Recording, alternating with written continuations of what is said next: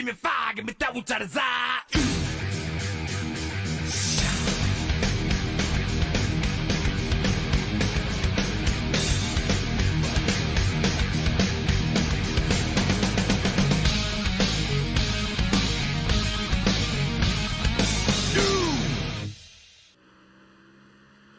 All right, welcome back to Wind Tunnel TV. Tonight it's a WTR Xfinity Series live, or not live, next day broadcast from Richmond Raceway. I'm Dean Doucette. In the booth with me, Mr. TJ Bartel. TJ, next day at Richmond. Always love doing these next days. We know more than we should up here in the booth. Yeah, you're exactly right. It's a neat perspective to do this the next day, but going into this race, Richmond's getting some really old pavement, and grip is at a loss, and racing during the heat of the day makes the grip even less here. So should make for an exciting race. Yeah, and that's right. Day race here, starting at race time 1:35. So, going to be highly interesting seeing the heat here. Keys to the race, tires. Tires not really.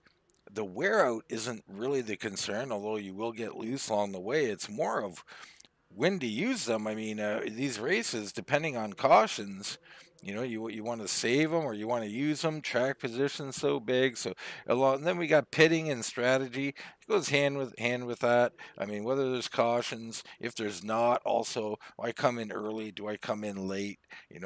Changes in the pits, all kinds of strategy to be played out. TJ.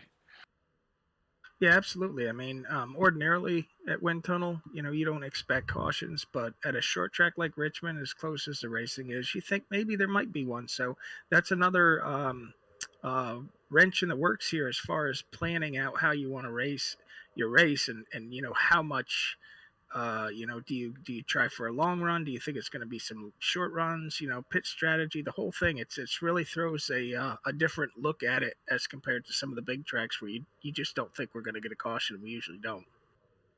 Yeah, absolutely. I mean, short track races. So this is the first. We head to Martinsville next week and Richmond this week, back to back. And it's interesting because you can have cautions, and if you do, how does that carry over into Martinsville and then carry on from there? Usually, you stack a couple of these things together, TJ, and you can start to see some rivalries develop, some anger develop, and it's interesting how that plays out after that. Absolutely. I mean, there's nothing to boil your blood like, having a run in with a guy or two, at a short track. It just kind of like, festers and festers. And then, next week you're going to another short track. So, you could see tempers and stuff, play out the next couple weeks. Yeah, don't forget we got a super speedway. You get Kentucky, I think, and then a super speedway. So super speedway, although the complete opposite of a short track, can also cause some of these tensions with being, lack of running room or maybe too much aggression or whatever may be the case. Super speedway can get the blood boiling at times too. Yeah, it's kind of like a short track because you're bunched up on each other. You want room to race. You get bumping a little bit, and it tests your patience a lot, like a short track does too. Now, doing these next days, we're limited on some of the things that we can do, such as, cover the qualifying, and also the points are hard to keep up with through our apps and stuff because of these next day. But I can tell you, this series. It's very tight at the top, TJ. You've got the likes of Bobby Terrell leading this thing. Nobody tougher when he's got a lead than Bobby Terrell, but you've got a whole host of other guys within striking distance, and any one of them, could have a good night. And really, what all these guys want to do is get out of these short tracks without having a bad night. Exactly. You don't want to be sitting really good in the points and then go into a race like Richmond and have a bad night because you'll give up a ton. It's just like at a plate track, you can lose a lot of points, a lot of positions in one race. Well, speaking of our point leader, there he is, Bobby Terrell in the 14, the mobile machine. Mobile 1, my apologies, part of Stingray Racing. Time of 22:238, sitting on the pole. The ever dangerous Chuck Sweeting is on the outside of row number 1. Yours truly starts third with Brian Helm in fourth. You got Jesse Prees and Jeff Chandler, fifth and sixth. It's Banks and Bruce in seventh and eighth. Then Schmallenberg, who's been on fire lately. Paul really showing his might as of late. And Jason Spear here in row number 5. And in row 6, we got Chris Stouffer alongside of Troy Torgerson. In row 7, we've got Glenn Jameson alongside myself. Then we got Tony Cavett alongside of Michael Newbrow. Then we got Gil Gawk and Adam Newton. Bernard Person and David Phillips II round out the top 20. Yeah, the rest of our field there, you can see Wilson, Kinsey, McMillan, Ballard, and Thompson starting at the rear. I think Marvin decided he was a little tired from his hauling that truck all around the country, and we don't blame him for that. So Marvin probably going to not make the start here. All right, so we're getting all set to go here. Bobby Terrell on the point, and this is interesting. You know, we like to talk a little bit about what we were thinking along the way, and I can tell you I'd rather be starting third than second, and we'll see how this is going to play out here when we get this thing going. That second spot, TJ, I talk about all the time. It's my nemesis. I just can't see the guy good enough, and I can't react good enough, and I usually get passed by third place. Yeah, it's tough starting, I think, on the outside in the front row because it is tough to see the leader and trying to guess when he goes. And it really makes a better spot, I think, for somebody like yourself if you're starting third because you can watch the leader and take off and you know you can hug the yellow there. You know, you got Helm in here. Helm was up here. Maybe it was a truck series he was leading in, but Helm's always dangerous out here as well. Priest and Chandler up there. Good to see Chandler up towards the front, but here we go. Pace car is off. Bobby Terrell leading them in. Now Bleeder can go when he wants. Bobby waiting and waiting. He waits for the green. This allows Chuck to get a good start, myself to get a good start, but it really, I think, helped Chuck on the outside of row 1. You can see behind him, those two fighting side by side. Bobby going to beat him off, but behind, the battle is raging all the way back. They're too deep. And you saw that gave Chuck a good run coming off of 2, but he did relinquish that spot to Bobby, and he settled in the second. Back a little further, Schmallenberg. Looks like Stouffer trying to make moves down on the inside. Banks up the track a little bit. Probably going to lose that spot here. And you know, on the first couple laps, these cars are a little bit more of a handful until the air pressure and the heat builds up in the tires. So you kind of got to be careful on the bottom. It's easy to get loose. It really is. I mean, this field doing just a great job here. Nobody really losing control. We go all the way back through the field. Battles everywhere. Back here, it's Newton and Phillips battling for 18th position. So there's nowhere on this track that you're not going to have a battle. No, there's not. And then when you catch somebody to pass them, it's a battle. So this track is really, really quite a difficult track to race on because there's not a lot of room. It's real close racing, and it's tough to pass. You got Helm back here in fourth as the top 3 are getting a little separation here. Priest right there. Chandler hanging in here. Darren Bruce, you know, don't talk enough about Darren. Darren's been really good this season, and he is right in the thick of this points battle. Darren's one of those guys that just quietly stalks his way to the front, and he just, you know, puts on the work gloves and goes to work, and he's been doing a great job this season, you're right, and so is the guy behind him, Paul Schmallenberg. Yeah, Schmallenberg, you know, don't know a whole lot about him personally, but I can tell you it's quickly becoming one of my favorite drivers in this league. I never hear a peep out of him. Clean driver, now racing towards the front. Took him a good full season plus to kind of start running up there consistent, but he's there now, and he's a threat to win every race now. He definitely is. He's somebody you got to keep an eye on. If you've got a good car, you know you're going to have to battle him at some point. Yeah, Chris Stouffer back here, another guy. I think I would really kind of link him to Schmallenberg in front of him. Very quiet guy, a very competitive, fast driver. Doesn't get enough airtime as far as I'm concerned, but another great driver out here, Chris Stouffer, and Banks as well. I mean, it seems like a lot of these guys cut from the same mold here, TJ. Yeah, you're absolutely right. These guys just quietly go about their business, and they just methodically work their way to the front. And these guys each week have good cars, and barring incidents of, getting caught up in things, these guys usually come home with good finishes. Could have skipped over Glenn Jameson there. Another guy who's been putting in the work, really doing great as we see Torgensen make his way by Jason Spear. There's you, TJ. What are you thinking at this point? You're down low here. I'm not sure you're too happy to have a side-by-side battle already here. Now you're hoping that you can make the pass quick and you can, kind of get back in your rhythm, because you kind of got to pinch your car off when you're underneath a guy like that. And, you just want to be able to make that pass as quick as you can. Yeah, Jason's really becoming a guy who's very, very difficult to make a pass on these days. He's going to fight for every position out here. There ain't a darn thing wrong with that. But, as Jason has really improved over the seasons, he's just become such a difficult guy to get around. Right behind him, his teammate, Bernard Persson there, working on the 83, and he's looking high, looking to make some kind of maybe get a run off the corner here and get down on entry. Yeah, it looks like that's what Bernie's trying to do. Go in a little bit higher and get that big run coming off the corner, and then you'd be able to sneak up underneath him. I'm a little surprised at the 8 machine back here in 15th position. Bernie is so good at this track.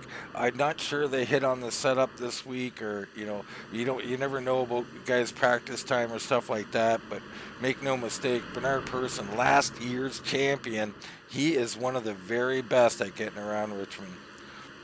Yeah, he is, and he's somebody that you don't take your eye off of, because Bernie's solid no matter where we go. Kvet back here, Gil Gawk is back here. These guys running right close together. You got Phillips, he's up here in the points chase as well. And Newton, Newbraw back in 20th. Wilson's right there. Ballard, Thompson. Now, Patrick Thompson back here in 23rd. Very interesting. He's really proven to be a long run guy amongst long run guys. So watch out for the 99. I mean, he'll sneak up on you too. Yeah, he's really been doing a good job. He's getting his knack for this league and how, everybody drives, and you see him improving each week. We look back at Mike McMillan. Mike, really like him too, a great person, and he is quickly improving, and we're going to see him before too long start to make some of the strides that we've seen others make, like your Phillips and your Schmallenbergs and your Burt Wilsons and, Jamison, guys like that, and I expect the same out of Mike in the future. Here's Kinsey kind of on that trajectory as well, and right now, bringing up the rear, the 93, can't be too happy about that. No, the 93 is not where he wants to be, but he's early on in the race. He's got a long ways that he's, got room to bring that car towards the front. Right now, up front, Sweeting starting to look really good, and I got to tell you, we're going to hop on board with my car right now, actually, on board with myself. And I was riding back here, TJ, and I remember looking at this and thinking, the way Chuck's car and him as a driver is getting through these corners, especially on like entry and middle. You see him there, get down low, and he just still rolling the center so well, gets off well. And I remember telling Bobby, we're teammates, me and Bobby, and I said, Bobby, we're in trouble. Yeah, absolutely, because you see him being able to go in lower. He's getting a lot of air on the nose on entry, and that thing is really sticking and hooking the bottom good for him. It really is. I mean, and, he's a quality driver. I think the setup always plays some small role, but you get on a track like this and you get a guy who's got a fairly hooked up set, man, oh man, can he be dangerous. Bobby's got all he can handle here as he continues to hold off the 75 of Chuck Sweeting. Yeah, and these two guys running up front, they're about the best that you're going to come across at a place like Richmond. So to see them battling is not a surprise at all. And you've got a great bird's eye view for this battle going on. We brought up the weather there, TJ. I noticed we were at 109 during qualifying. It's at 114 already. So this could have been an issue for some guys with their setups and stuff. Perhaps. It's Chuck right to the bumper of the 14, almost contact there. But 5 degrees, pretty big swing between qualifying and race. Oh, absolutely. I was expecting a big change in the track in the opposite direction of the way it went for me. But, I figured this track was going to get greasy as all get out. Chuck Sweeting making a move to the bottom. Looks like the 14 getting a little tight on the high side. Perhaps letting him through. I'm not sure. I think he's just tight, TJ. Yeah, his car doesn't look like it's rotating quite as good as Chuck's is, and I think he's kind of realizing that Chuck's a bit faster than him. So Chuck Sweeting to the point here, the 75, part of Gator Racing, him and Gil Gawk on that team, and those guys doing a great job out here and very, very difficult to race against, to beat anyway. And there I am. I'm hanging down in third, and me and Bobby pretty evenly matched at this point, TJ, and I don't think either one of us really knew what to do. I mean, we were kind of at a loss. We thought we're beat. That's what we were thinking.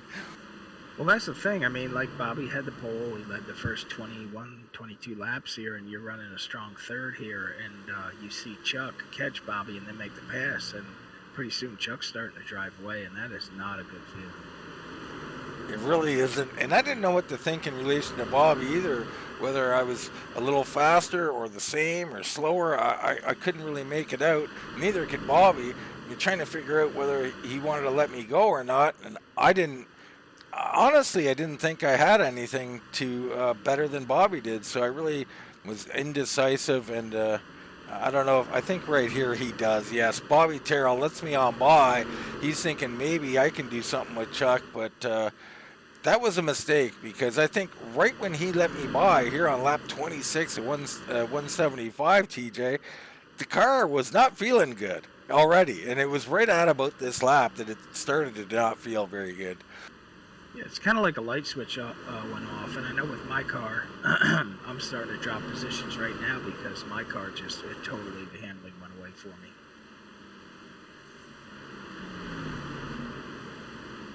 All right. These guys battling, me and Bobby battling. There's Jesse Priest quietly in 4th place, doing a really nice job, the Zero machine out here. And he's got himself a new sponsor. I can't really make out what that is. You have to excuse me on that one, Jesse. I'm not sure about what that sponsor is. We'll get some info on that, get a shout out next time. But sharp looking ride here, and Jesse has really been coming. I mean, he's got a win under his belt, and he's looking better and better out here. Yeah, you can definitely see how much more comfortable Jesse is with the league, the guys he's racing around, and with the setups that he's needing to put in his car to make that thing go fast, and it's showing up here each week. Absolutely it is. And there's Jeff Chandler in a hornet's nest here. He's got Darren Bruce down low, Helms up high, and Schmolenberg in here. Wow, what a battle we got here. Yeah, and Christopher's in this mix. There's somebody else coming up right behind there, Brandon. This is getting ready to be quite the gaggle. Oh, yeah, you got Torgensen starting to join in. So Chandler, I don't know if Chandler was holding this group up or got through this group. I think he probably got through. But someone is kind of bottlenecking them a little bit. And this is just part of Richmond. I mean, tough place, as are most tracks at this car. It's just tough to pass out there. Yeah, it looks to me like Helm's car is getting a little tight on him, and he's running the high side, which is good. But when you're trying to pass him on the low side, you can't swing your car out, so you got to kind of pinch it down, and it makes a really difficult time in trying to pass. It absolutely does. So Chandler got through, Bruce is through, Schmolenberg through, and Stouffer continues to work and just can't get the run he's looking for. No, and it just shows you it clogged everything up, and it brought these cars all together, and now they're racing almost in a pack here, trying to make their way around the 26. So at this point, what do you do, TJ? You're Chris Stouffer. You see him there really throw it into the corner. Contact with the 26. Oh, wow, I guess that's what you do, TJ. Yeah, I mean, you either do that or you're just patient, and it takes forever to make the pass. And, I don't think Chris did that on purpose. It's just it's a product of trying to make that pass in these tight corners at Richmond.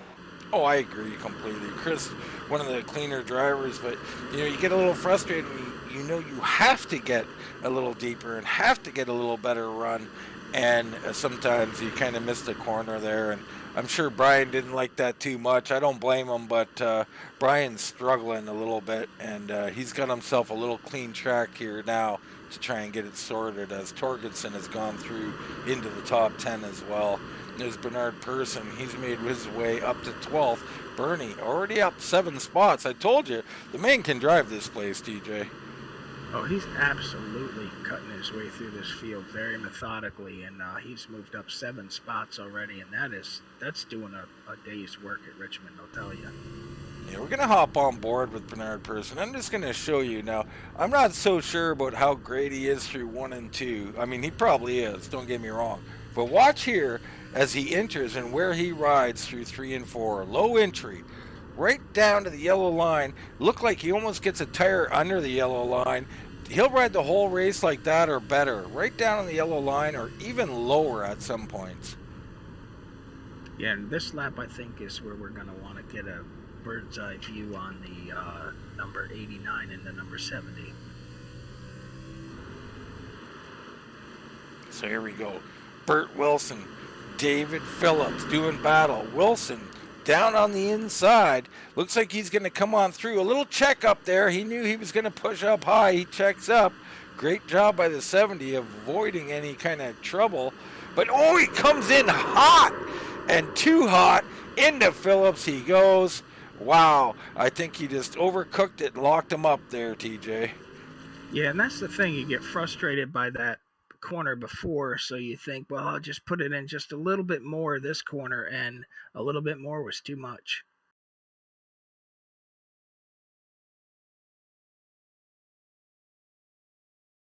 All right, let's get another look at it here.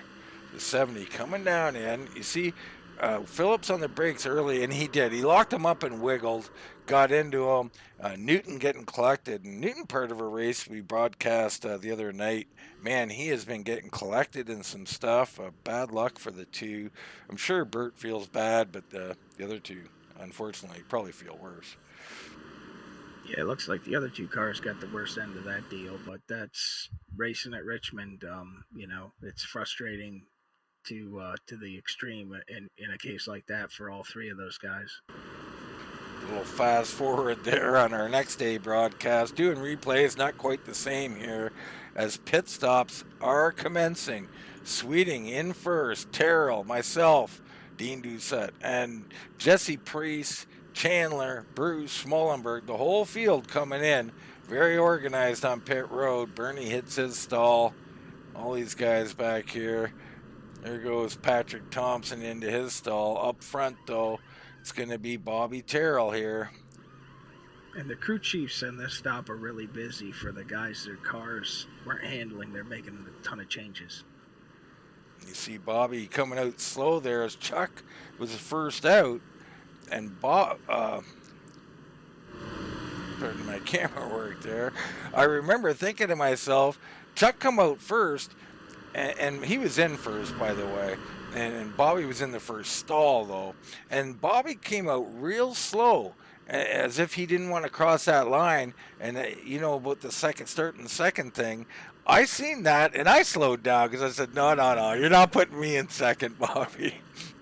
It's kind of like what happens at Martinsville. Nobody wants to start on the outside, and like you had mentioned earlier, we talked about starting second on the outside is it's a bear to try and maintain and not lose 2 or 3 spots. It is, and it's going to be interesting to see what happens on this restart here. Chuck now with the lead, and he's going to get that start. And man, he is just, I don't see anybody can chase him down right now. I mean, you got Priest back and forth. Me and Bobby have already decided that our cars are average at best, and the 4 are the zero machine of Jesse Priest in 4th. He's up 1 spot. Darren Bruce is doing a nice job. Him and Paul Schmallenberg up 3 spots on the night, and Stouffer's up 4. So maybe these are some of your threats here to Chuck Sweeting. It's hard to say for certain.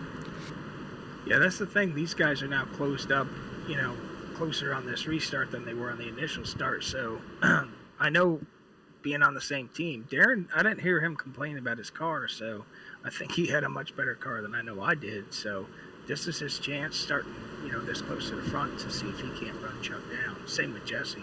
Well, we know one thing. Darren races a lot, so he knows what he's got. But here we go. Restart. The 75 machine launches. There he goes. I launch. Bobby Terrell doesn't.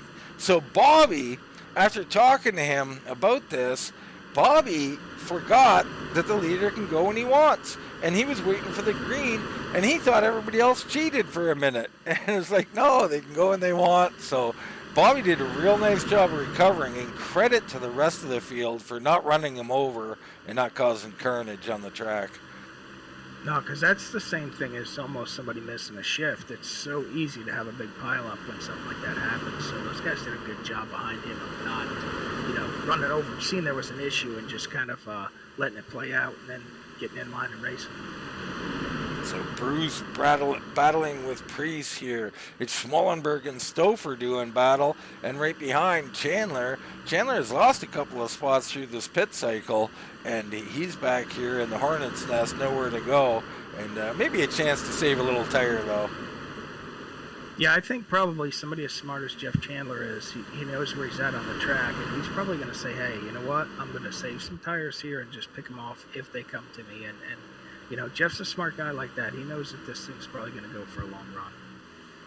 And, a little message after the race. I can't say enough about how talented Jeff is. The Xfinity car, maybe not totally his favorite car, because we've seen him be dominant for seasons at a time. So, but he said he came to this race totally prepared, TJ, and that he was just impressed that even being as prepared as he was, that it's just a tough field out there. It really is. And, Jeff, like you touched on, Jeff is a great driver. And, he's got fast cars. We've both raced with him in the past. We know how good he is. So it just, it's a testimony to the quality of drivers that are spread out through this field. So right now, Chuck up front. Now I'm hanging with him. It's early in the run here, lap 48, 175, about 10 laps maybe tops into this run. Kind of hanging with him. Bobby Terrell hanging right there with me, and Priest this time doing a better job. He got by Bruce in that battle they were having side by side, and those two are right in the mix as well as everybody else. So right now, not showing too much. Like Chuck's, he's opening up a little bit here, but really not too much at this point, TJ. No, and I don't know if you had made changes to your car, but so far, you guys are hanging with him kind of impressively. So it had to be a good feeling for you guys saying, hey, he's not driving away from us. Well, I got to tell you, I knew what I had. I did make some changes, but I didn't think it would change much. And spoiler alert, I don't think it really did. But I knew I had a good long run car. Good short run, my apologies, car. And as much as I hate cautions, I was thinking, maybe we'll have a few cautions. That'd be nice. Yeah, that's the thing, when you find yourself with a short run car, then you're thinking, hey, a few cautions would help me out. Bobby's still a little tight there. I'm sure he's been working on the car. But I did notice all night long Bobby was entering 3 a little higher than most. So just driver their preference at that point, I think. Priest now starting to make a little bit of a move on Bobby here, slowly but surely. Bruce and Stouffer hanging tough. Let's go back a little bit and see. And you see everybody's really single file at this point, TJ. Yeah, it really didn't take very long for this field to string out and go single file, and it kind of stayed that way for quite a while. We've already had a couple of retirements. Michael Newbraw, Cody Kinsey, both out of this race at this point. So I'm not sure why they decided, but I know Kinsey just pulled off, and I don't know if he had a penalty or something along those lines. Not sure what happened to Newbraw, but a little disappointing. Not only that they're having a tough race, but they decided, not to race the rest of the race. So I'd be interested to find out what happened there. Yeah, because I've found in the past that, sticking with it sometimes, you never know what's going to happen in this race. There could be a big wreck and take 4, 5, 6 guys out, or at least bang their cars up enough where you can get around them. So there's always positions to be gained, and the thing that I stick with it most for is a learning experience. Okay, what did work, what didn't work? Well, I'm kind of a sadist or whatever. Not a Satanist, just to be clear. But a sadist, whatever the word is. And I look at it like, this is your punishment. And, perhaps I wasn't prepared. Perhaps I didn't set up the car well enough. And I'm going to get out here and punish myself for the next 150 laps. And that's kind of how I look at it. I think I might be sick, though, TJ. I'm not sure. I can tell you right now, I was pretty sad because my car was not better. It was worse because the changes I made were the wrong way. Yeah, let's get a look in on you and see where you are back in here. Gil Gawk right in front of you. Gawk, he's driving the same car as Chuck Sweeting. He said that. Here he is underneath the 83. And, no slight on Gil. Gil's a good driver, and Gil does really well, and he does a lot of work on these setups. But it's a real testament to what Chuck is. I mean, if you think he's just a setup guy or something, you couldn't be further from the truth. Here's a guy on his own setup, and he's battling for 14th right now. He's looking real good. 85 is doing a nice job, but Chuck's out leading the race with that setup. Yeah, and to kind of expand upon that thing, it shows you that setup back in traffic, it's that much more difficult too. That's a great point too. Yeah, I mean, clean air is king, especially in these cars. So let's not forget that for sure. But you're still in there. You're still battling, TJ. Jason back here, in the middle of you guys, and Jason's struggling a little bit, and as is Bernard. I mean, Bernard's not really struggling. He's in 10th, and up 10 spots. But at Richmond, we expect the 8 machine to be out front. Yeah, I mean, I've watched and raced with Bernie here at Richmond before and seen what he can do, and to see him back in 10th is a bit of a surprise. Let's go back again to around you. Right behind you, you got Randall Ballard as you go way up the track there. That couldn't have made you very happy. The 65 Randall Ballard. Patrick Thompson in the 99, and Bert, who was involved in that incident. But these two guys, Ballard and Thompson, really patient, right? They've been just extremely patient and persevering. They're up 7 spots each. And this is what you just mentioned about, you quit the race. Instead, these two have persevered. Now, 17th and 18th, and they continue to pick up spots as this event goes on. Yeah, that's just it. I mean, look at how many spots they've picked up, and they're not done picking up spots yet, because I can tell you from remembering that they both get around me. I had to go to the high line because my car would not turn in the center, and then it was getting stupid loose off. So the only place I could really run and do any kind of a lap time at all was run on the high side. Well, I was just going to ask you that, so that's very interesting there, and shows what a driver you are, that you're willing to go out and find something that'll work, right? You've got to do that, and really at this point, at least, it's kind of paying off. Yeah, I was getting really good runs coming off the corner because I could get into the throttle, which I couldn't do on the bottom. So I said, well, this is where the car is working the best for me. This is what I got to do until, I can get back in the pits and make some more adjustments. And an unfortunate situation, Bernard Person pulling off the track and actually going to the pits. I think that's the end of his night. Not sure what happened there. Again, don't like guys pulling off, but I think Bernie come over the radio. I think something had occurred at home there. Hard to say for certain, but up 10 spots on the night, you wouldn't expect the 8 machine to pull off the track. No, something must have happened because Bernie had a lot of race left to keep marching forward. See Priest now. Priest has gotten by Bobby Terrell, so the 0 of Jesse Priest continues to look better and better week in and week out, and he is now moved up to 3rd position. Bobby not very happy, points leader, maybe a favorite to win this race, now fading back to 4th, and not a very happy driver. Now he's not happy, but if you're Jesse Priest, you got to be thinking, hey, I just went around one of the fast guys in this series, so that's got to be a good feeling. He knows he's got a good car, and he's already up in 3rd, so he's got a good night going. We talk about that quite often, TJ, and just talk about how big that is. Not only did Jesse got a win, right, but he's consistently been running around the front now, passing the likes of Bobby Terrell or passing me or passing whoever, and the confidence starts to build. And all of a sudden, Schmallenberg is the same way. He's been running up front a lot lately. Once you get up there, once you get that first win and start to run up and beat some of the guys you thought you couldn't beat, just talk a little bit about how that changes your thought process. Oh, absolutely. It's a huge confidence builder because it tells you, hey, I can race with these guys, I can pass them, I can beat them.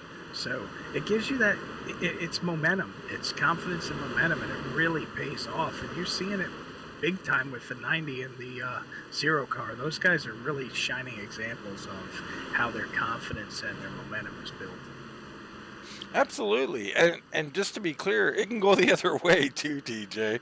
A few bad races, and then you think you're good one night and you're not, and you can lose that confidence as well. Absolutely. Like last week at Charlotte, I had a top 5, and I thought, all right, I'm building momentum. Everything's getting better, and I thought I was going to have a good car here, and I thought the track was going to loosen up, and it tightened up, and I'm running back in 17th, and I'm thinking, back to the drawing board. Yeah, I'm a lot like you. I'm a guy of momentums and runs, and with the confidence can get a little shot in the wrong direction at time. As we go into fast forward mode, watch out, folks! These cars are moving now. As we're in that part of the race, TJ, where it's fairly early in the run. Everybody's kind of single file here. We're all kind of waiting to see, who fades and who goes, who comes, all that kind of stuff. And as Chuck continues to lead here. Yeah, for myself, speaking on the next day broadcast here, my thought process right now is, okay, just keep running until either a caution comes out or I've got a pit, and I'm going to undo the changes that I did and go back to the start because the car was better then and see what I got there. So as we let this keep running, really, because there's just not a whole lot of battles out here, but we're on lap 77, 78, 79. We keep going at this speed. And, I know I was already thinking about pit stops, possible changes, and more so, not so much changes, because I'm not a big change guy on the car. I'm more working on my driving. But I'm thinking about when do I want to come in? Do I want to come in early? Is it short pit or long pit? Because I'm certainly not doing the middle pit. Absolutely. This is the point in the race. No matter where you are, you're thinking to yourself, okay, when's the best time for me to pit? What will net gain me pitting early? Will it net gain me to stay out a little bit longer? And all that stuff is going through every one of these guys' head at this point. Next pit stop is the only pit stop I've got to make left, and when do I do it? Absolutely. Right now you see Banks trying to get underneath Troy Torgensen. This is no easy pass. Troy, one of the better ones, and he is right in the thick of this points battle, I think in second place right now. So Troy, not very happy here tonight, back in 10th position as Brandon Banks just gets around him. Yeah, I think Troy's car was a little bit lacking from what he had wanted because we know how good Troy is. So I'm sure he's probably thinking about what changes and when should I pit. All right, we get her back down to regular speed. Makes them look like they're crawling all of a sudden. Here's Chuck Sweeting now. He's coming up on the 56 of Newbrow. So Newbrow has not retired. So take that back on Michael there. It was Kinsey who retired, along with, I think, Helm has retired. And we missed that one. Something happened with Brian Helm. Some contact or something. But, Helm, that was the one. It was Kinsey and Helm. They just pulled off from our vantage point. They just had enough, had a bad car, and just wasn't enjoying it. And I think they should have persevered and stuck it out. But again, you don't know if something else occurred as well. Yeah, and the only other thing is if they had some severe nose damage and it was causing the car to overheat, it's kind of tough to overcome that. So maybe that's what it was. Oh, absolutely. So Chuck, coming out here trying to work on Newbrow to put him a lap down. Priest has now gotten by me. See if we can get a replay on that.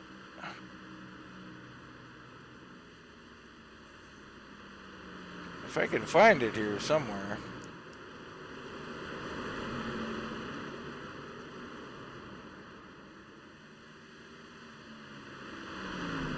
Doesn't look like I'm going to be able to, folks, but Jesse Priest getting by me. And I'll tell you straight up, I remember it now that I'm thinking about it. Wasn't much of a thing. Jesse was the better car, driving better than I was. And I seen him coming. I moved over because my whole thought process was Bobby leads the points. I'm going to try, even though he's a teammate, I want to beat Bobby. I got a lead on him here. TJ, and the last thing I want to do is get her in the side-by-side fight for several laps. Yeah, exactly, because you're going to give up a ton of time, and then you're going to be racing Bobby because he's going to catch up to you. So that was a smart move to just let the zero go. He was obviously faster. And the other thing is too, you see me there getting a big wiggle off the corner. My car is shot. I mean, I can barely drive this thing at this point, so. I didn't want to wreck either. I certainly didn't want to take Jesse out. So a lot of thoughts, none of them particularly good, led me to let Jesse Priest go there. You see Bruce back here in 6th, kind of all alone. He's having himself a nice solid night, but it's Schmallenberg is who we're going to focus in on right now. He's always coming forward. Here he is. Up 4 spots again on the long run. The 90 looking good. He's underneath Bobby. I don't expect Bobby to fight him down into this corner. No, Schmallenberg got him and got under him there, and Bobby did the smart thing, not giving him a bunch of time fighting him. And Schmallenberg had a really good car, and that's how he's very methodical. He doesn't put his car in bad spots. If he catches somebody, he's very smart about how he makes his passes. Yeah, I can't say enough about him and his teammate David Phillips II. David's struggling a little bit last couple of races, I think, at least in this one. But in the points and as in the league and whole, he's been doing great. But Schmallenberg, very impressive here as of late. It's Terrell in 5th. Darren Bruce continuing to move forward. Now, he seemingly has the same car as Bobby does, but just suits him a little better. He seems to be handling it a little better. And quite frankly, even though Bobby's very patient, Darren is even more patient. And as are you, TJ, and maybe it seemed to help Darren more than it helped us. Yeah, I mean, I noticed watching Darren's car, he doesn't look to be fighting it on entry in the center or off. So whatever he's doing, it's agreeing with him, how he's driving that car. So we just search around looking for a battle. I thought I'd seen the pass there. Looks like Torgerson got by Chandler, and I'm not sure. It seemed like he's way out in front to have just made that pass, but looks like Jeff Chandler really struggling, much as me or Bobby were as well. But we're approaching lap 100 here. Now, pit stops, TJ. We start, when I was doing the math, as we see the 75 go through some lap traffic, I was thinking about 110 was about halfway from our pitting under caution. So, about 10 laps from pit stops here, and I'm really thinking, should I get in now? It's either now or lap 120. I'm not coming in on 110. Yeah, I knew I didn't want to fight the car 75 laps on the last run, considering how I'd been fighting it already. So I was going to try and stick it out at least a little bit longer. But, when you're up here running in the top five, it's really critical as to when you decide to pit. You see connection issues from Sweeting, so that's always scary as a leader. You see Priest back here in second place, almost a 6 second gap up to Chuck Sweeting. Wow, Chuck just on a tear here tonight. Yeah, you can say one thing, but Chuck's car was just so solid through the entire run. He had good short run pace, and he had really, really good long run pace. Schmallenberg, he's gotten by me as I am not doing well back here with Bobby starting to kind of come back on me now. And I know Bobby was struggling as well, but I was really struggling at this point. Darren is catching both of us, so Darren having himself a good night, and Banks also making some progress here.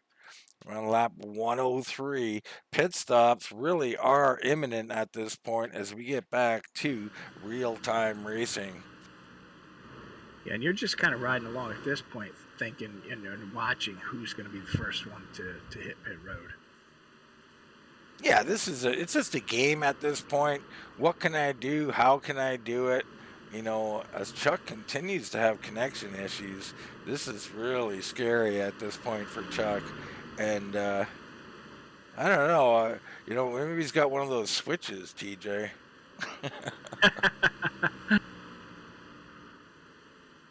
Yeah, I mean, if you're the leader, that's it's tough enough, especially in this league, to be leading, winning races, and when you got a nice big lead like Chuck does, and he's got a great car, when you see the connection flicker a little bit, it's got to put a skip a beat in your heart there. Absolutely, it'll do that. Now 6.5 second lead as he continues to flicker in and out. Schmallenberg making progress. He is actually catching up to Priest. So let's look in on our lap history and just see. You see, it's not going to show us a correct lap history, unfortunately. Yeah, Schmallenberg's car just seemed to be really, really good for him on a long run. He had really good long run pace too. So lap 107 will kick up the old pit board here as we await pit stops. And they are, someone's going to come in early, you would think. I mean, I thought about it, and in hindsight, I kind of wish I did now. I wish I came in at about like 102 or something like that, TJ. It's such a tough place to pass, but I didn't want a crappy car for a longer stint than I'm running right at the moment. Yeah, that's what I was thinking, because my car was not good, and I was about to be lapped not too long in the future. So, I was just thinking I want to run this car, as bad as it's handling, not any longer than I have to, but I don't want to run it really long in the last run either. Absolutely. So Schmallenberg, Doucette, Terrell. Don't get to say Doucette too often. Banks, Torgensen, Chandler, and now how about Tony Cavett? Hey, he's up to the top 10 here. He's up 5 spots on the night.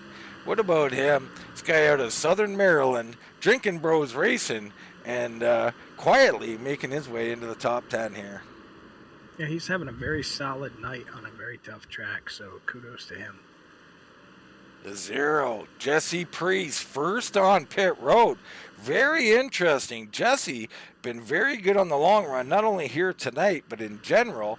He's short pits. I think he did this on his last race too on the last stop. So I love the call from Priest. He's first in here, and he's not going to allow Schmallenberg, myself, Bobby, or anybody else to short pit him. And Schmallenberg, he sees fit. He's seen him come in. He's coming in. Bobby Terrell's in.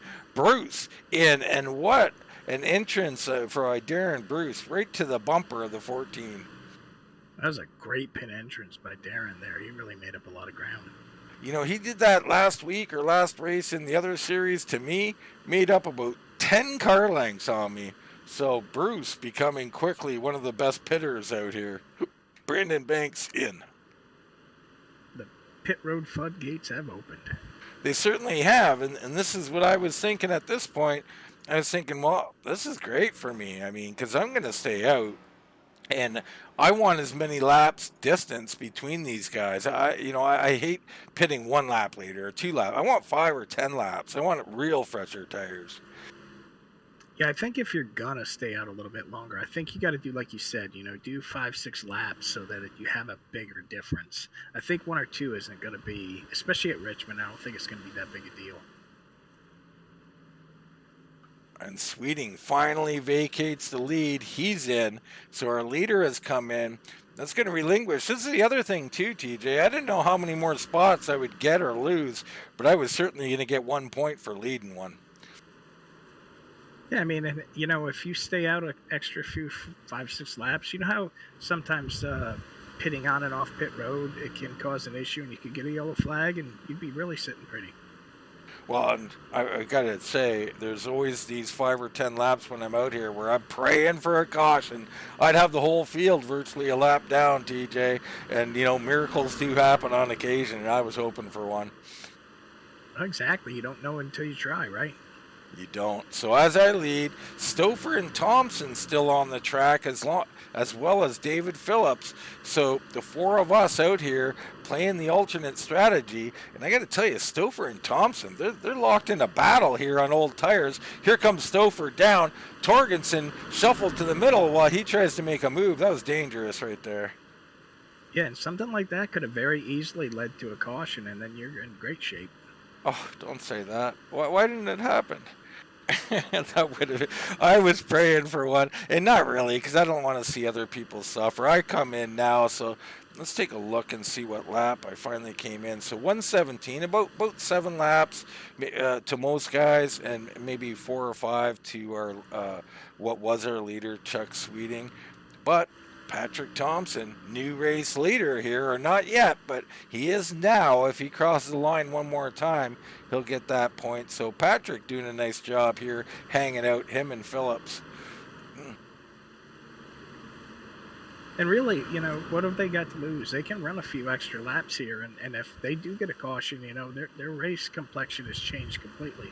Oh my goodness. I mean, it would be just amazing for these guys. I mean, they'd have a lot of guys 2 laps down maybe, short track. I'm not sure about that, but they definitely would have a bunch of guys a lap down and gone from, a not so good position to a much better one. Here comes Thompson. He's on to pit road.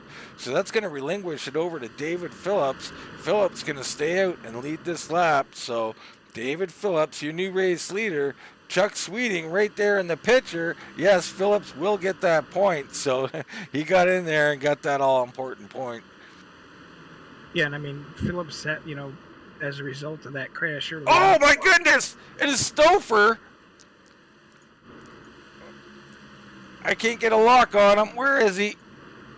Stouffer. We're going to go back and look at that. TJ, that was right around what would be, after these sort out, our leader in Chuck Sweeting. Almost taking him out. That was something.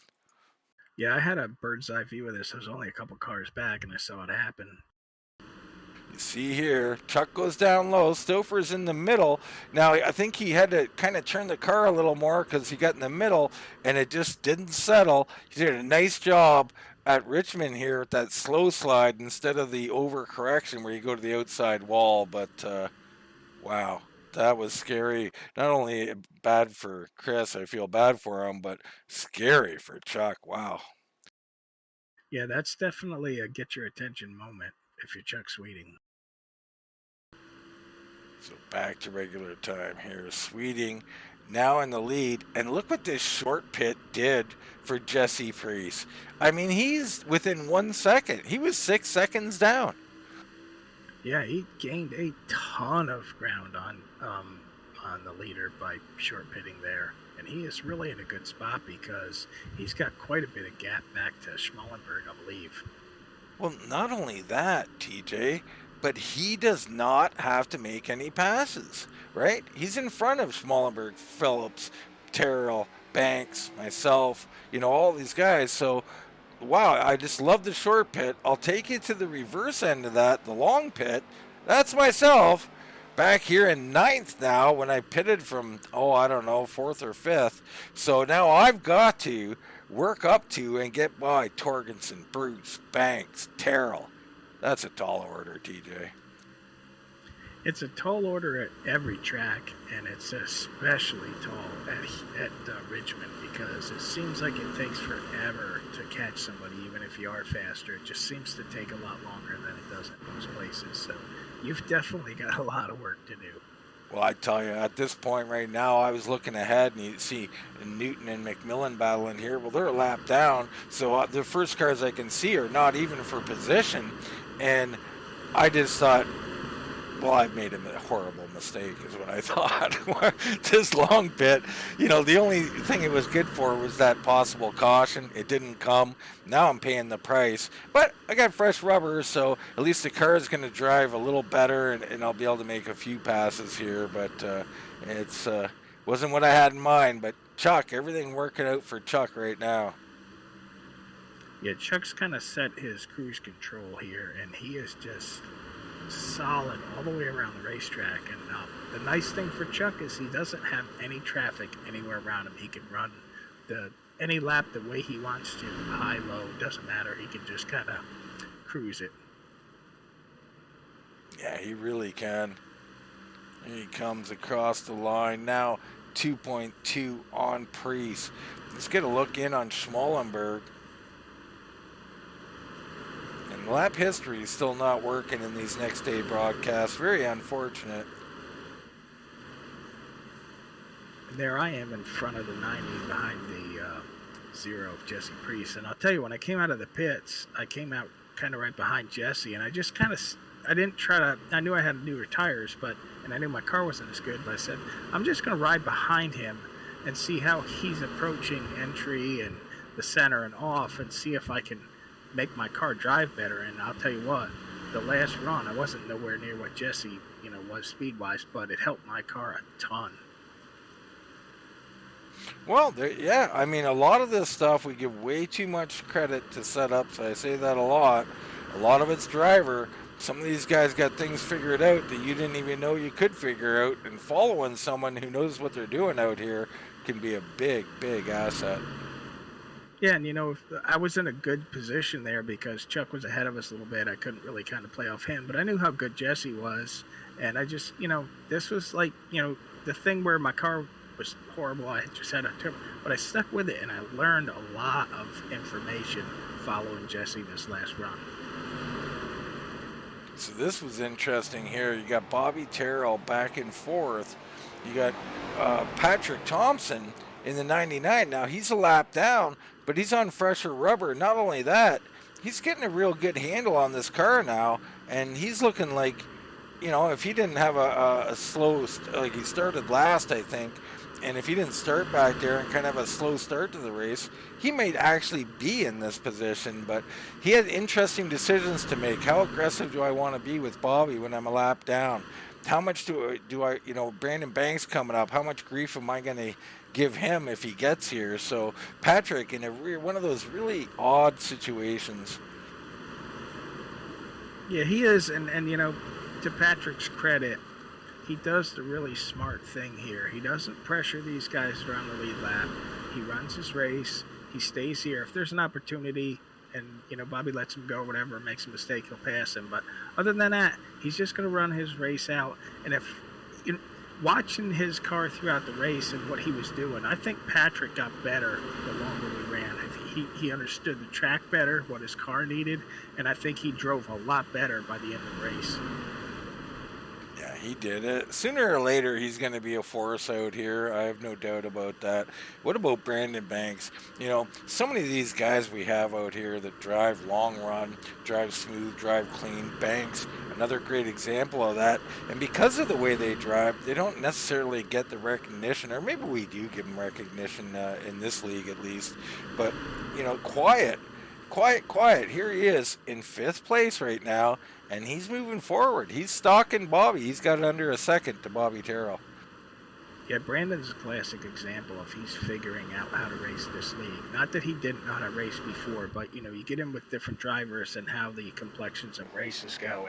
And Brandon has really learned how WTR races and how the guys race, and you see him just getting better and better each week. Absolutely. Well, Brandon doing a great job. Darren, another prime example of the same thing. The 4 machine. And let's see when Darren pitted here. So on lap 111, so, that real middle of the road, I'm behind him. I pitted on lap 117. So I'm thinking, 6-lap pressure tires. I felt pretty good. I run them down here, thinking I might be able to get around Darren, even though I think Darren, if you took the whole scope of the race, was better. Maybe this strategy just paid off a little bit for me. Yeah, exactly. And, watching him just methodically run his race, he never puts his car in a bad spot. You very seldom see a nick or a scratch on his car. He's just very smooth. Yeah, I absolutely love Darren, the way he races, and as a teammate and as a human being, just a great person. So Darren Bruce in the 4, not getting his due enough around here, and he is up in the top 5 in points. He's just outside of the top 5 in this race, having himself a nice season so far. Torgensen back here in 8th place, persevering through this tough race, up 4 spots on the evening, and he, I believe, in that top 2, I think he's in 2nd in points, TJ. Yeah, he's very consistent. Like, you take a race like this where he obviously doesn't have the car he wanted, but he's not having a bad night at all. He's very, very consistent. Absolutely. Mr. Chandler back here struggling a little bit by what we have as extremely lofty expectations for the 31. But he's happy out there. He says he had a good race and he was prepared. So, a solid run here inside the top 10. And Tony Kvyat, we talked about him earlier. Really love what we're seeing out of the 76 machine. Now up 5 spots into the top 10. It's Sweeting's partner, Gawk, into 11th, and Ballard. These guys seem to be hooked up together quite a bit, and they got a little battle going on here, TJ. Yeah, these are 2 guys, too, that, very methodical. They don't make a lot of noise. You don't hear them. They don't say a lot, but they're just going at it right here and doing a really good job on a tough track. Yeah, we've seen Ballard out here. I'm not sure if he got a win or was in position to win, but we've seen Ballard having some good races, and Gill as well. Gill is a solid driver, and given the right circumstances, he'll get up here and steal one of these things as well. So these 2, as a lot of the guys in this league, very evenly matched here, and they're going to battle all the way. Jason Spear back in 13th. He's looking to get up here, about 3 seconds back of these guys, into trying to get in this battle. Oh, and Phillips, for some reason Phillips is into the pits, so that is tragedy for the 89. He's in this points race. I don't think this was a retirement, but it might have been. I can't imagine what he'd be pitting for other than to retire. Yeah, I don't know, unless he put some tape on and it was too much and the car was getting hot. I don't know, because he had to battle back from that damage early on, so it's hard to say what his car was doing. He's getting service, so I'm expecting just a pit stop. Maybe he just didn't like the car, but odd time to pit. You're gonna lose probably 5, 6, 7 spots, something like that. But you got Spear out here persevering. We've seen the retirement from Helm. We've seen retirement from Person. So Jason Spear persevering through, which was obviously a missed setup on these guys, and I love to see this from the 83. He's going to get out here, he's going to finish what he started, and even though the car might not be to his liking, he's in 13th. That's a solid finish. Yeah, it's not a bad night by any means, and Jason's sticking with it, and he's going to get whatever he can. We can throw you right in there with them, TJ. I mean, you're extremely unhappy with this car, but you're fighting. You started 14th. That's where you sit. That's not your standard. You usually move up about 10 spots during the race, but 14th is a lot better than 25th. Exactly, and like I said, I took this. I knew my car was bad, and I knew I was going to have an ugly race. But I said, you know what? I'm going to get what I can. And I'm going to try and learn some stuff. And I really feel like I learned a lot on that last run. So, you put that in the memory bank. Absolutely, you do. Then it's back to Patrick.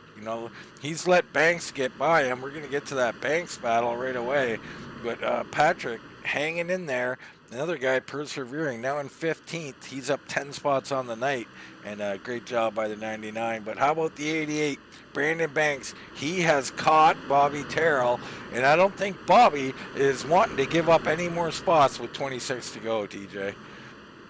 Now, Bobby's fought to hang on that thing and get what he can this far. He does not want to give up another spot. No, you don't get to be the points leader by giving them up at the end of races. You can smartly give up one early in the race that you think you'll get back, but here he's going to fight for this one. But you see him, he's given a line here. Maybe he's not going to fight too hard.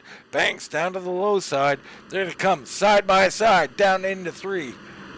And yeah, Bobby just kind of relinquishes there. So a little surprise with 14, but I mean he didn't have the car, and I think he's got some respect for Brandon Banks, and he just pretty much let him go there. Not that he had a real choice about it, TJ. No, and that's the thing too. Like Brandon, in my opinion, has earned a lot of, not that other guys haven't, but just as an example, Brandon's earned a lot of respect from guys out on the racetrack by the way he races. So when he has a faster car and he catches these guys, he's going to get a break where, guys that haven't got the respect or whatever, maybe not get that break. So, that goes a long way with how you race other guys, with how they'll race you in return. Well, the old adage, right, TJ? I mean, you get raced how you race. So if you're never letting anybody go, even faster guys, and you're fighting for everything you got a right to do that. Just don't expect any courtesies when you come to pass us, right? Exactly. I try and keep a little, luck in the memory or in the luck box there with, racing guys and giving them breaks when I think, they're deserving of it. They've raced me good, and that way, maybe down the road, if I somehow have a faster car or truck, they'll show that kindness in return. Here's another battle, and yeah, I love that, TJ. I'm the same way. Frustrating when you don't get it returned, but you still like to try these things.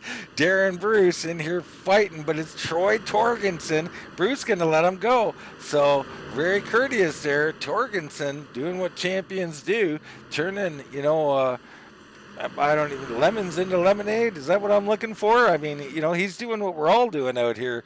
There's not too many guys who are enjoying their vehicles out on this track, TJ. And Troy's done a nice job. He's up 5 spots into 7th. Yeah, because early on, Troy was having a little bit of a struggle, being in the pack and that. And he has turned his race around, and he's actually looks like closing in on less than 20 to go. He's going to end up with a decent finish. Yeah, absolutely. Good championship-style run. Him and Bobby. Bobby's up in 5th. They're 1-2.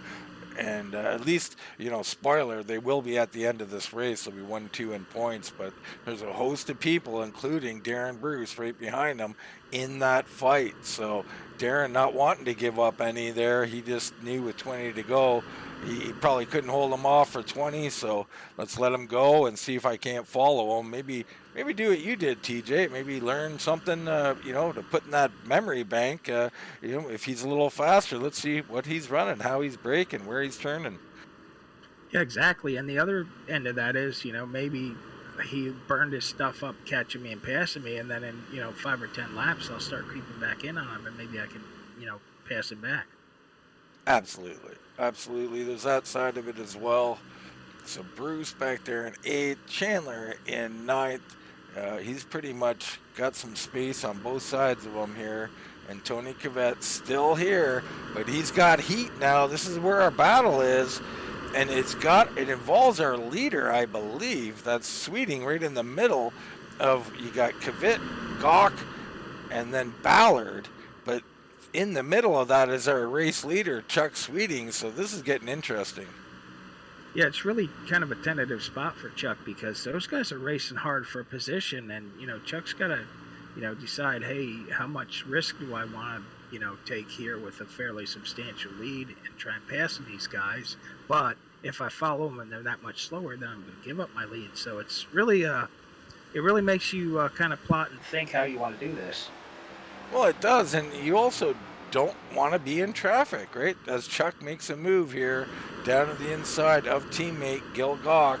So, you don't want to be around these guys because they may race a little harder. They're battling for position. What if they wreck? What if they get into each other?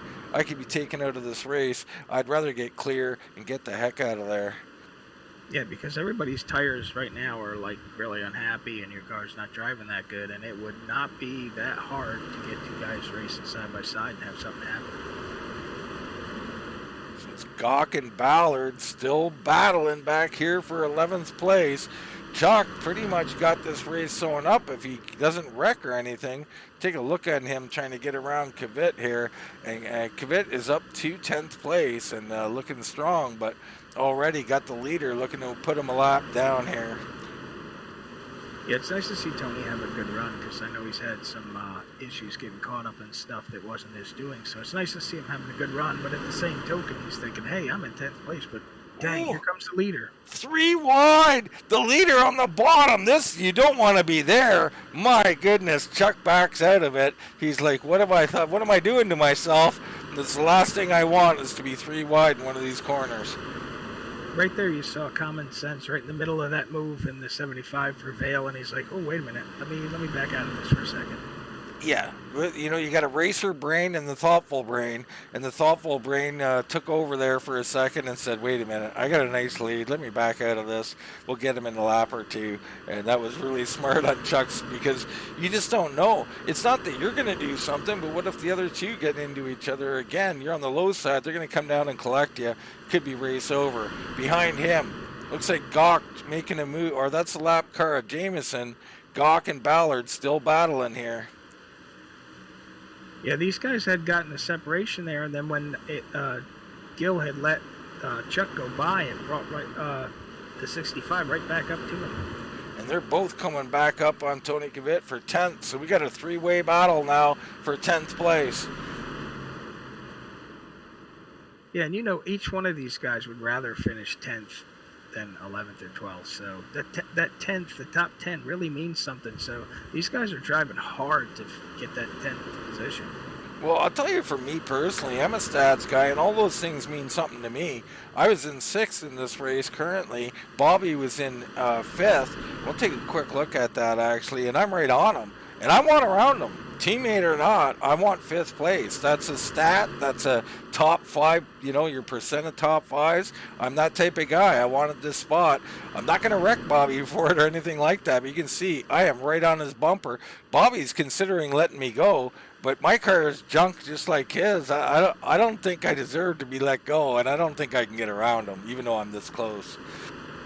Yeah, and that's just it. Both of you guys are thinking a top 5 it means something.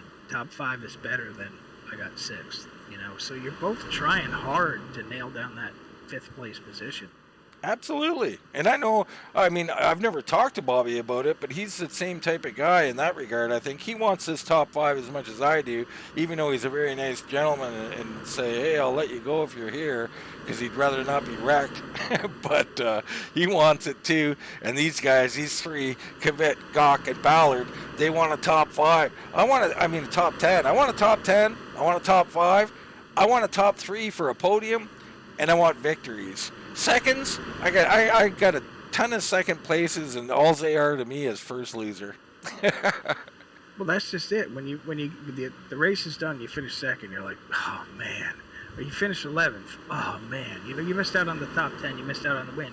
It really is something that plays with your head as far as how much higher you hold that win than second, and how much higher you hold 10th than 11th, or how much higher you hold 5th and 6th. It really means something to everybody out here. I know it does. It does, and these guys are racing like it. Gawk taking a peek on the outside there.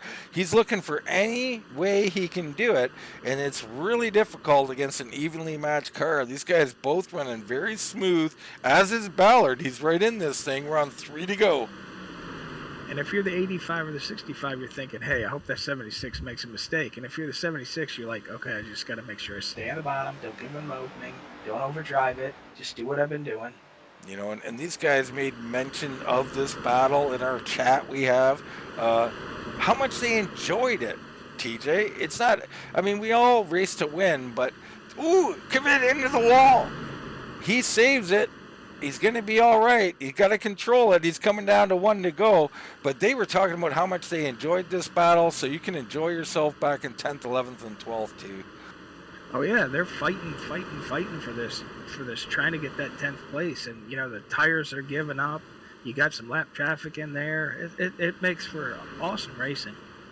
So here's Chuck Sweeting through 4, dominant here this evening. The 75 going to take this victory here at Richmond. Kvyat beats Gawk, who beats Ballard, so they stay status quo back for that battle. But it's Priest coming home in second. What a nice job by the 0.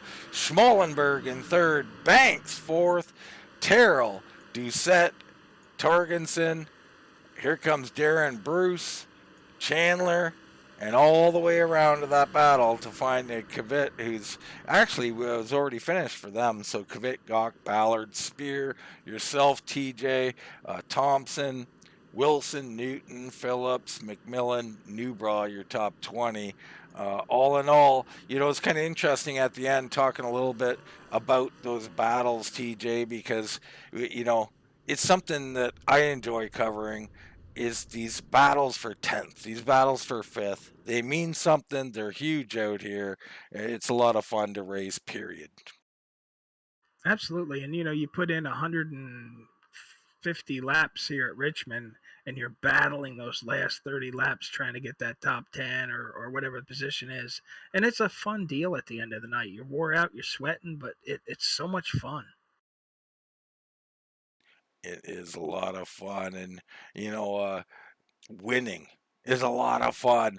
Nobody had more fun than Chuck Sweeting tonight, even though he's alone for a good portion, because we didn't see this in this league too often. But Chuck tonight, he walked away with this one. The 75 machine, very proud of, should be very proud of himself out here, taking the victory. Getting back in the points a little bit. Chuck's got 2 or 3 wins out here, but he's not in the lead, and he's had a couple of bad finishes, and they've really hurt him. So he's still got a ways to go to get back in this thing. But a great victory here tonight, DJ. Yeah, Chuck had just a great car, and he drove a really smart, great race. And, you can't take that away from him. He just really kind of smoked the field here. And that's kind of, something for the rest of the field next week at Martinsville, another short track. You got to be thinking, hey, he's probably going to be really good there. So I am going to have to up my game. Yeah, absolutely. And if anybody can continue to keep their game up this high, that's going to be Chuck Sweeting. But for tonight, that'll be wrapping up here from Richmond. Next Friday night, we'll have it, and that'll be at 8 o'clock. I've got to get that changed, not 7:30. So 8 o'clock right here. We'll have the next race. I think, believe we're at Martinsville, TJ, from short track to short track, and it's going to be Martinsville that is going to be even more difficult than here at Richmond. Yes, it is. And you kind of wonder, with how hard everybody was driving and how hard they had to work at Richmond, you wonder if it may stray some patience with another hard short track at Martinsville. We'll have to see how that one plays out. Absolutely. We'll have to see. We hope you come back and see. But for myself, Dean Doucette, and Mr. TJ Bartel, that's going to wrap it up from Richmond Raceway. We'll see you right here next time on Wind Tunnel TV.